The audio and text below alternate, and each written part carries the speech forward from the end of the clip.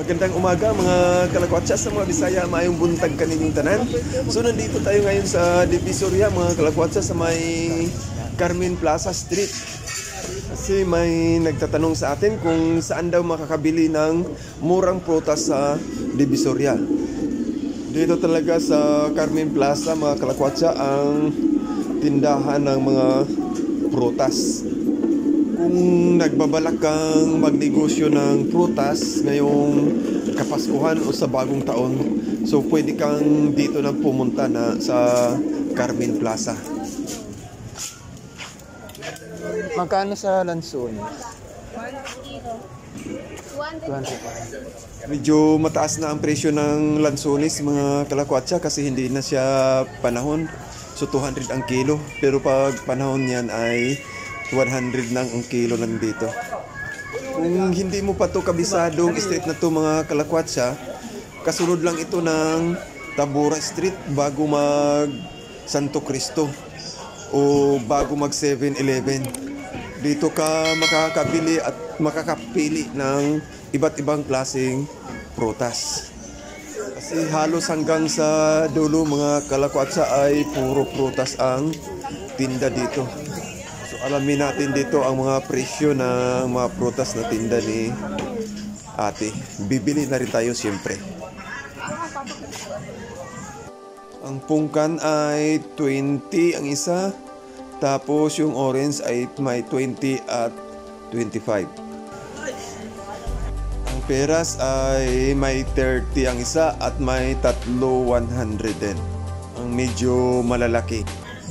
Ang apple naman ay may 20 ang isa, may 3 for 50 pesos at saka may 25 din ang isa, depende sa laki.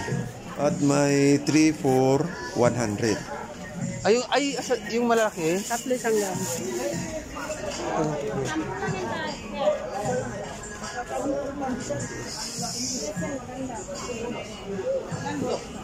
Ay, 5.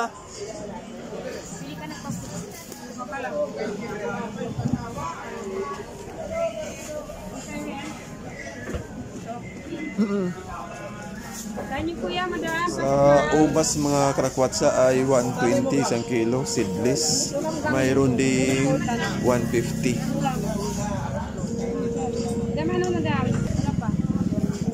Sa ano? 150 dyan. Ay, 150 to 120. Isang kilo lang. Diyan sa ano po? Ito nga. Abot ba isang kilo po? Wala ito.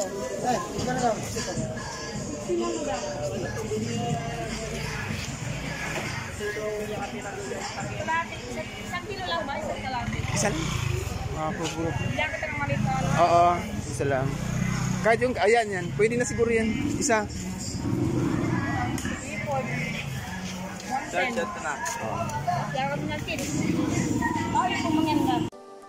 So ang kiat-kiat mga kalakwatsa ay 50 ang isang balot.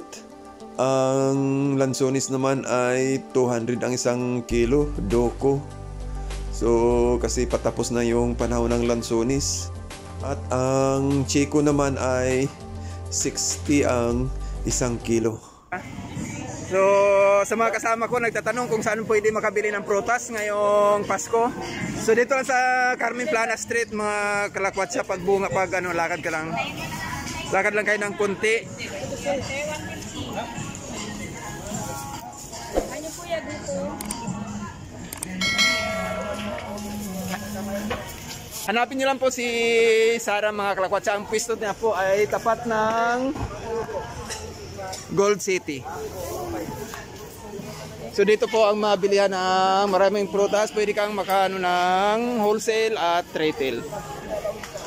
So ang presyo ng kiat-kiat ay 50. Tapos yung doko na lansones ay 100 gratis sa 200. So mayroon siyang ano dito mga kalakwatsa na ubas na 120 ang bawat isang kilo. So yung ubas ng mga kalakwatsa 120 isang kilo. Sa apple ay 50. So mayroon ding 20 isa. Mayroon tatlo 50 ang kanyang apple. Ha?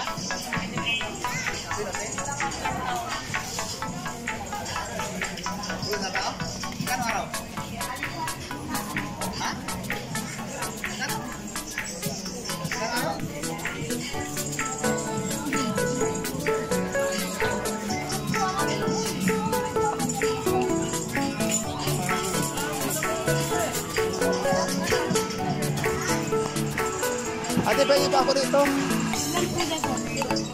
Ano, 1 kilo? 60 lang po ang kilo.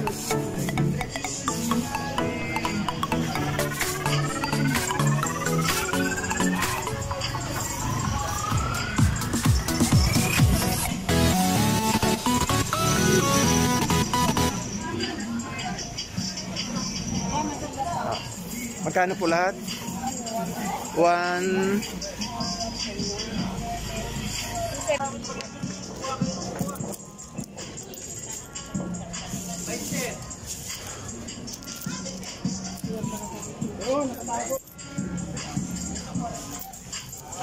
Okay, salamat. Ano rin kayo ate ng mga wholesale, yung pangnegosyo, yung box-box, oo. Yun medyo makakamura pag nagnegosyo. So dito yung mga kalakwatsa, pag gusto nyo bumili prutas, lalo na ngayong magnegosyo sa nalapit na Pasko, so pwede kayong pumunta dito kay Ate Sara. Kunting lakad lang po mga kalakwatsa mula doon sa kanto ng Recto na yun, ano? So dito sa Carmen Planas. Okay ate, maraming salamat. Salamat din po. Hanggang sa dulo pa ito mga kalakwatsa, mga nakapwesto nagtitinda ng prutas dito. Pagdating ng magbagong taon mga kalakwatsa, punong-puno na to ng prutas dito. At punong-puno na rin ng mga tao na namimili ng mga prutas.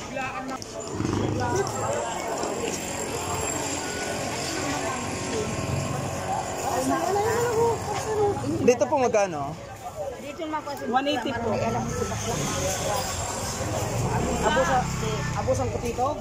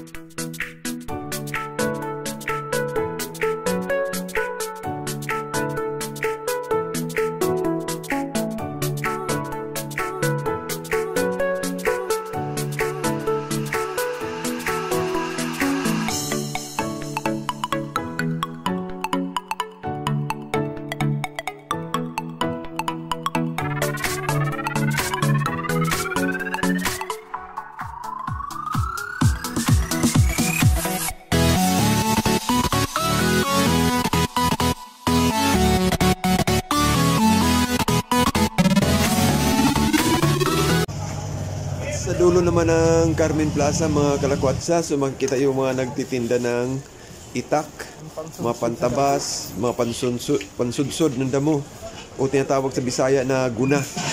So dito ka rin makakabili mga kalakwatsa.